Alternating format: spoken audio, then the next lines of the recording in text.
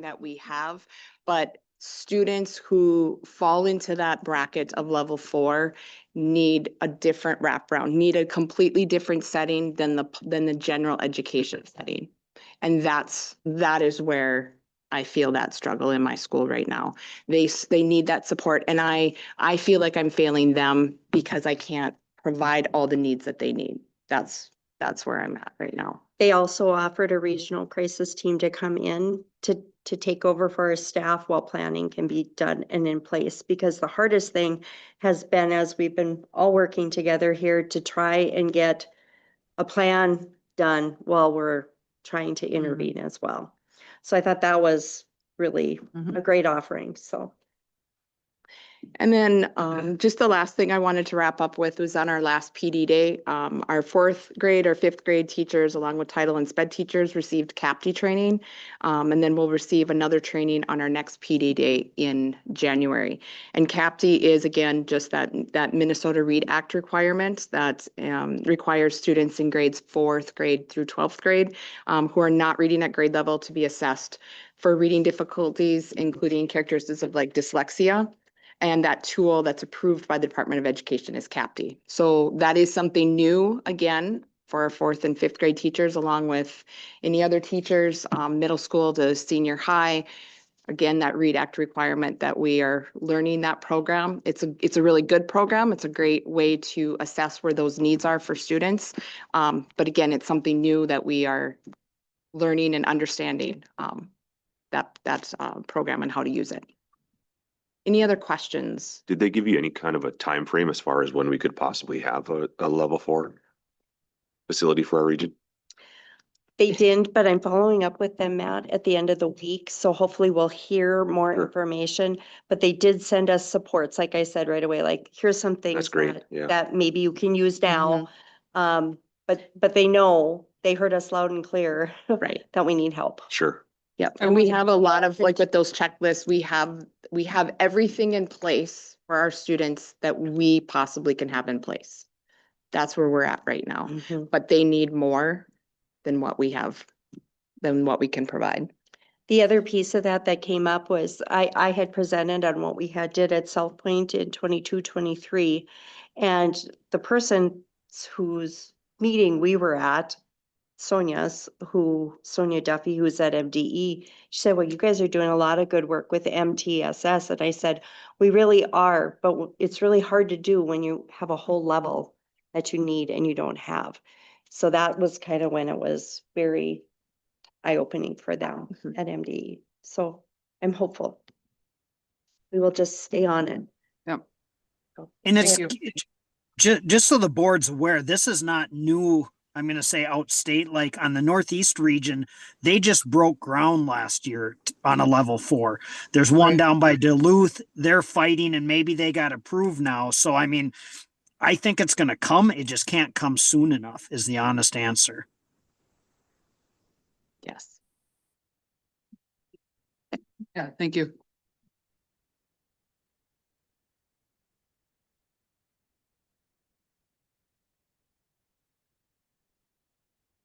All right. Hello, everybody. It's been busy at the middle school. Actually a lot of good things going on. Fun things. We had at the end of the quarter happened to fall on Halloween.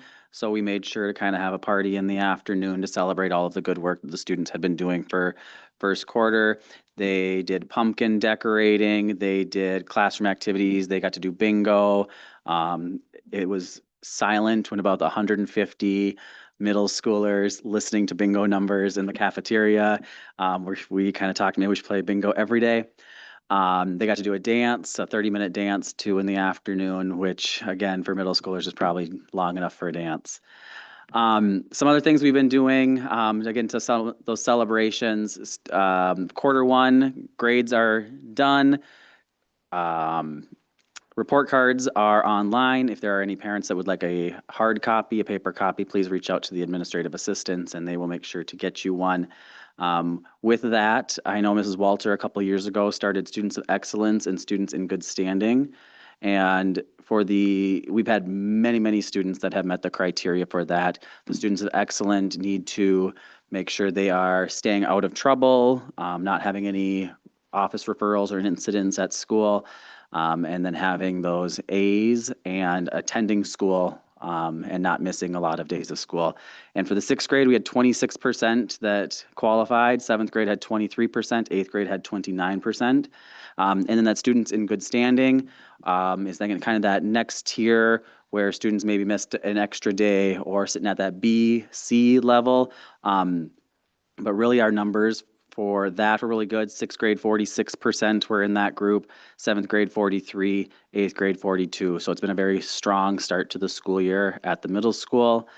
Students are showing up and they're working hard. It's fun to go into the classrooms and see the students working and doing projects and all of that good stuff. We tried to push last week some college and career things, nothing huge, just on the projectors at lunch. We had a slideshow where students got to guess what a previous job of one of the staff members was.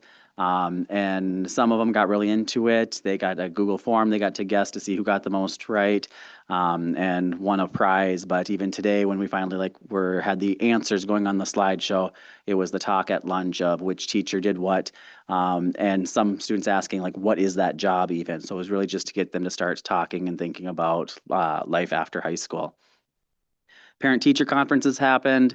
6th grade, 47% of families showed up, so about half, which is good. 7th grade, 39%, and 8th grade, 31%. So we got to see a lot of parents and there is a chance we missed a couple of those there. So thank you, parents, for coming out and visiting with our teachers.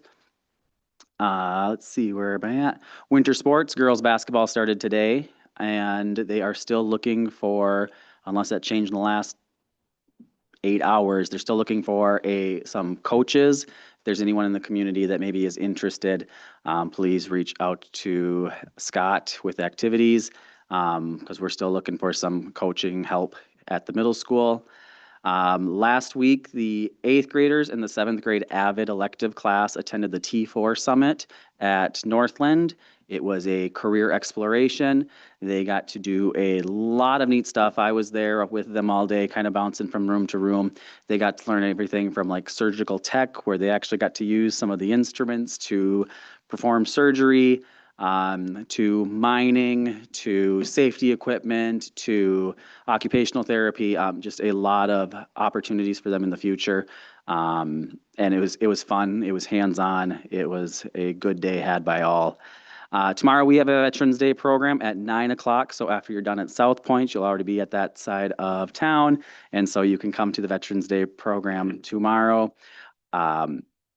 With this, we held a donut fundraiser this morning before school, and the students and the couple staff members that helped out raised $600 that we're going to present tomorrow to go towards the honor flight for veterans who get to take part in that honor flight, where they get to go to Washington, D.C. and see some of those memorials. And so it's just trying to be CMS's contribution to support our veterans in that endeavor.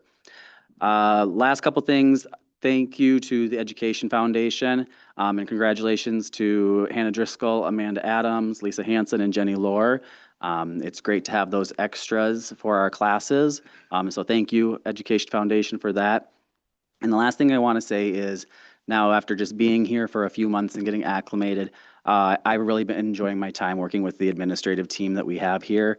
I feel like we have a very strong group. I really appreciate all the support that Mr. Grover has given as well. And I do think that we are giving, we've had a lot of good conversations around curriculum and how do we align it and how do we do PK-12 alignment as we continue throughout the next few years, talking about different content areas and how we can improve our practices here. So thank you, everybody. Does anyone have any questions? Thank you. Thank you. All right, thank you.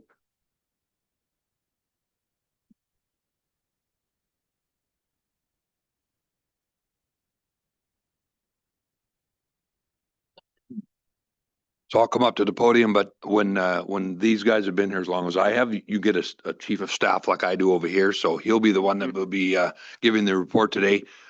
So if you have any questions for me after he's done the report, I'll certainly answer them, but I'll let him speak for me. All right. I'd like to start off with congratulations to Gabby Tack and Tegan Lehan for qualifying for state and swimming. They'll compete this Friday and Saturday in West Fargo. Good luck to them. Our fall musical is coming up next weekend on November 21st, 22nd, and 23rd. This year, we have a total of 1,134 seats available, and over 600 of those seats have already been sold in pre-sale. You can get your tickets now at egf.ludus.com. Next, November is Native American Heritage Month, and advisors last week we watched a video featuring Ricky White, who shared the month's significance, the history, traditions, and values among Native Americans. Winter sports is here. Girls basketball and boys hockey start practice today. Boys basketball starts next week. Girls hockey has already started and played 2 games, with their 3rd game being tomorrow.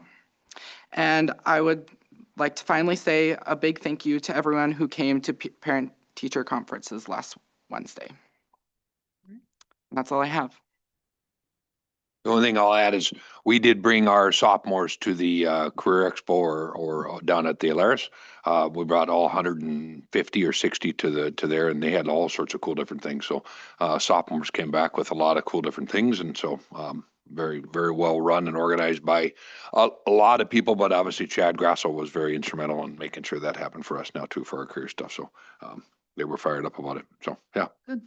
And they'll be watching those videos from Ricky White all of every Thursday in November. So Okay. Ricky's done that for, I think he's done it for grades K through 12. He has different videos for 1st, 2nd, 3rd, all the way along. And so he's doing a lot of work for him. So yeah, pretty cool. Anyway, I'm done. Thank you, Brian. Any questions? Thank you. Easton. Thank you. Good job, Easton. Okay, do we have, okay, Aaron? Okay. Aaron, we're gonna go over to you for our Ellers update. All right, sounds good. Can you hear me okay? I can hear you just fine. Perfect, good. All right. Well, it's great to see everybody virtually tonight here. So as part of your board packet, you have a pre-sale report that we've provided. So I'm just gonna go over a couple of the highlights of the pre-sale report. Again, the pre-sale report, the intent of that is usually about a month ahead of our planned bond sale. We provide the school board with some information regarding some timelines and some processes regarding the upcoming bond sale. So just a couple of highlights again. So this potential refunding is to refund a portion of your 2016A school building bonds. And those were issued as a result of your successful November 2015 bond referendum. And so this bond refunding is similar to refinancing a mortgage on your house. So really our goal is to pay lower interest costs than what's on the original bonds. And again, the savings from the lower interest costs go directly to the East Grand Forks taxpayers. So you can't use this money for the general fund. You can't use it for any other purpose. This goes directly, this is a direct result of a reduction in your overall levy. So it's a little different from a mortgage in the standpoint that refinancing a mortgage, you can kind of do it anytime. When you refund bonds, you can only do that 90 days before or any time after what's known as the call date. And so the call date for these bonds is February 1 of 2026. And so that's why we're looking at this tax exempt refunding right now, because we're starting to get into that 90-day window prior to that call date. So this would be what's known as a partial refunding. So each annual maturity, so you make one principal payment per year. And so each one of those maturities has a different interest rate. And so we're able to kind of pick and choose the maturities that are feasible to be refunded. So right now we would refund the 2027 through 2032 maturities. So this, your outstanding bonds go out through 2036. So we're just taking kind of that first portion of maturities and looking to refund those. As a part of the bond issuance process, the district will participate in what's known as the State Credit Enhancement Program. And this was included in the resolution, the intent resolution that the board has already approved. And what this does, there's no cost to this program. And in essence, the state of Minnesota guarantees school district debt service payments. So this is a great program. It's beneficial for the district to take part of because the investors in the bonds see this state guarantee, and it provides them with a little bit more comfort. There's risk in their eyes in bidding and participating in your bond issue. Similar to, again, I'm going to make this mortgage analogy, right? So when you apply for a mortgage, you get a credit score. Same thing happens for school districts. They get what's known as bond rating. And so you go through a rating call with a bond rating agency, and they'll issue the district a bond rating. And so typically speaking, right, the higher, the better the bond rating, the lower the overall interest cost for that bond issue. So just as far as the timeline goes, so you've already approved the intent resolution. We're doing the pre-sale report tonight. We'll continue to work with Kevin and Carla over the course of the next couple of weeks. We're continuing to gather information. We're gonna go through that bond rating call that I just talked about to get the district's bond rating. And then we're anticipated to sell the bonds the morning of December 8th. And then we'll be at your board meeting the evening of December 8th to award that bond sale to the lowest overall bidder, the lowest overall interest costs as a part of that. So that's just some highlights in the pre-sale report. I'm more than happy to answer any questions you have about the bonds or the process. Otherwise, we'll kind of be back in front of you in about a month or so. Aaron, and I had mentioned that the I'm going to say the rate or whatever, has come down a little bit. I mean, is it possible, now that the government's back working, do you think it's going to get better, or could it get worse and maybe we pull back? Yeah, so we're gonna so to Kevin's point, we saw so we've been talking about this with Kevin and Carla over the past month or 6 weeks. And just kind of in the past couple of weeks, there has been a little bit of an increase in the short-term rates due to the uncertainty regarding the government shutdown, the federal government shutdown. So to Kevin's point, now that hopefully we're kind of on a plan to reopen, we're hoping that uncertainty kind of gets out of the market and we see those short-term rates come down a little bit. So we've got a couple of bond sales coming up a little bit later this week. So we're going to have a better idea of kind of where that market is right now. So right now we're kind of full steam ahead. If there's any kind of blip in the market or those rates increase a little bit, we might put this just hit pause and kind of wait for the markets to settle down a little bit. Again, we can do this refunding anytime 90 days or anytime anytime after the call date. So really, we don't have to do this right now if we don't think that the market's in good shape to try to take advantage of this refunding. Thank you, Aaron. Any questions from the board? No. Oh, I appreciate the explanation. It really helps wrap my mind around it, so thank you. Good. Okay. We'll see you in about a month then. Yeah, see you. Thank you. All right. Thank you. Lynn, just a heads up, Laura and preschool have conferences tonight, so that's why Sure. she's not here. Yeah, no worries. No worries. Okay. Moving on to the consent agenda. I'll make a motion to approve the consent agenda as presented. I'll second. Any questions or discussion on the consent agenda? All those in favor of approving the consent agenda, say aye. Aye. Any opposed? Motion carries. 7.0 is for opportunities for citizens to speak, and I don't see any. They've all cleared out. 8.0 is district business. Nothing under there tonight either. So 9.0 is payment of claims and accounts. I'll make the motion to approve the payment of K-12 bills 130474 through 130560 and the electronic fund transfers in the amount of $1,568,859.85. I'll second. Any questions or discussion?